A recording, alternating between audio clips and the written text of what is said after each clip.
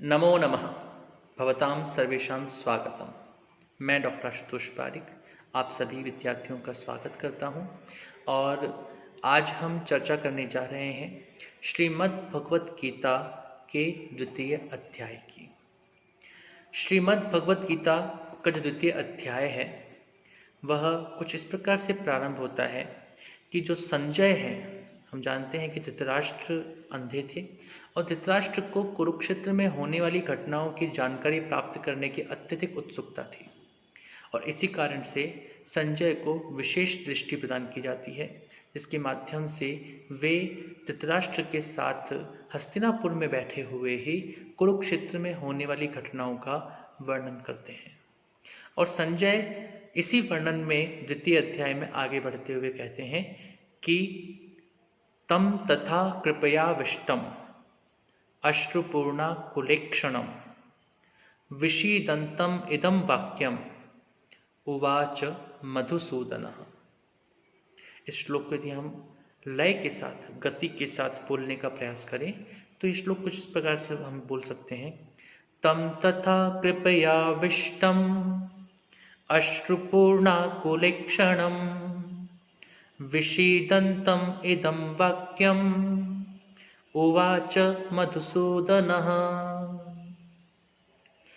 यहाँ पर संजय कहते हैं कि तम तथा, तथा अर्थात उस प्रकार से, कृपया आविष्टम अश्रुपूर्णाकुलेक्षणं विषीदंतम तम मधुसूदनः इदम वाक्यम उवाच। इसके यदि हम लोग शब्दों के अर्थ को समझने का प्रयास करें तो यहाँ पर तथा मतलब उस प्रकार से, कृपया कृपा के साथ या कृपा के द्वारा, दयालु स्वभाव होकर के, आविष्टम युक्त होना, युक्त होकर के, व्याप्त होकर के, अश्रुपूर्णा कुलेक्षणम अश्रु से पूर्ण, अश्रु अर्थात आंसुओं से पूर्ण अर्थात भरे हुए, आकुल अर्थात व्याकुल, ईक्षणम अर्थात नेत्र, अर्थात अश्रु आंसुओं से भरे हुए व्याकुल नेत्रों वाले, विषीदंतम, विषीदंतम विषाद से युक्त अर्थात दुखी, शोक युक्त, तम, तम अर्थात उस अर्जुन को, मधुसूदन, मधुसूदन श्री कृष्ण के लिए शब्द प्रयोग किया जाता है, अर्थात भगवान मधुसूदन ने, इदम यह, वाक्यम वचन, उवाच कहे। तो यदि हम इसके संपूर्ण भाव को ग्रहण करने का प्रयास करें तो यहाँ पर हम इसका एक कुछ अर्थ ऐसा कर सकते हैं कि इस प्रकार से करुणा से व्याप्त और आंसुओं से पूर्ण एवं व्याकुल नेत्रों वाले, शोक युक्त उस अर्जुन के प्रति भगवान मधुसूदन अर्थात श्री कृष्ण ने यह वचन कहे। तो यहाँ पर जब अर्जुन विषाद से युक्त हो चुके थे, दुखी हो गए थे, युद्ध करने के लिए तैयार नहीं थे, अनेक तर्कों के द्वारा, अनेक बातों के माध्यम से वे श्री कृष्ण को समझाने का प्रयास कर रहे थे कि इस युद्ध से बहुत बड़ी हानि होने वाली है और उसके सामने इंद्रप्रस्थ या हस्तिनापुर का राज्य मेरे लिए कुछ नहीं है।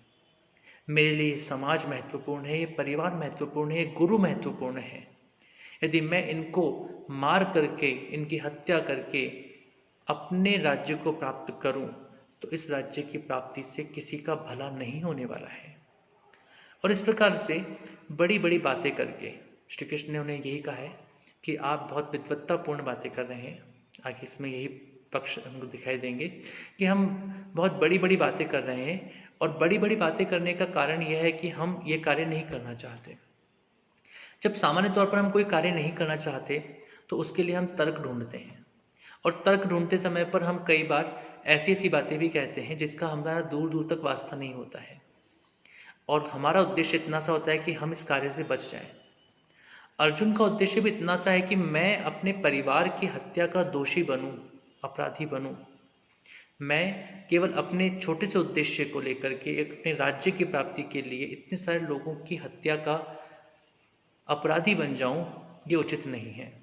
और इसी कारण से वे दुखी भी हैं, अर्थात विषाद से युक्त भी हैं, शोक से युक्त भी हैं, और उनकी आंखों से आंसू लगातार बह भी रहे हैं। और इस स्थिति को देख करके श्री कृष्ण अब क्या कहते हैं, तो इसी बात को यहाँ से शुरुआत की जाती है।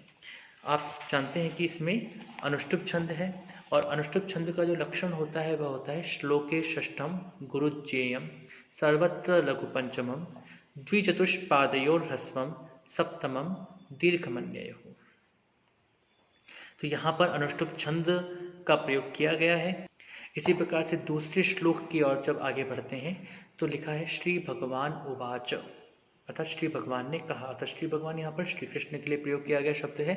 श्री कृष्ण ने कहा, और वे कहते हैं कुतस्त्वा कश्मलम इदम विषमे समुपस्थितम अनार्यजुष्टम अस्वर्ग्यम अकीर्तिकरम अर्जुन। श्री कृष्ण वैसे तो अर्जुन के बहुत अच्छे मित्र हैं, अर्जुन उनको सखा मानते हैं, और अर्जुन उन्हें गुरु के रूप में भी देखते हैं, और कई बार कई विषयों पर श्री कृष्ण से पूछते भी हैं कि मुझे क्या करना चाहिए। और अर्जुन जो है वे श्री कृष्ण को एक सच्चा व्यक्तित्व मानते हैं, और वे ये जानते हैं कि श्री कृष्ण जो कुछ कहते हैं वह व्यावहारिक भी होता है और सिद्धांतों के अनुकूल भी होता है। और श्री कृष्ण अर्जुन को अपने छोटे भाई के समान, एक मित्र के समान मानते हैं, और श्री कृष्ण को लगता है कि जहाँ भी मुझे अर्जुन को कहना पड़े, डांटना पड़े, गुस्सा करना पड़े, नाराज होना पड़े, मुझे होना चाहिए, क्योंकि उनका उद्देश्य केवल और केवल मानवता की सेवा के लिए अग्रसर होना है। यह कुरुक्षेत्र का मैदान, यह कौरव और पांडवों का युद्ध किसी राज्य प्राप्ति के लिए युद्ध नहीं था, अपितु यह असत्य पर सत्य की विजय का युद्ध था। यह अत्याचार को परास्त करके सदाचार की विजय का युद्ध था।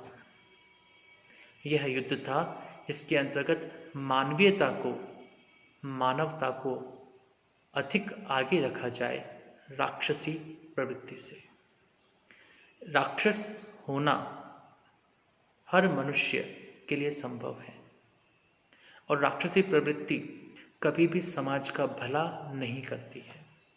तो इस श्लोक में श्री कृष्ण एक प्रकार से डांट का भाव लाते हुए, नाराजगी का भाव लाते हुए, क्रोध करते हुए कहते हैं, और वे कहते हैं कुतस्त्वा, हे अर्जुन, त्वा तुझ में, विषमे इदम कश्मलम कुतः समुपस्थितम यतः अनार्यजुष्टम अस्वर्ग्यम अकीर्तिकरम।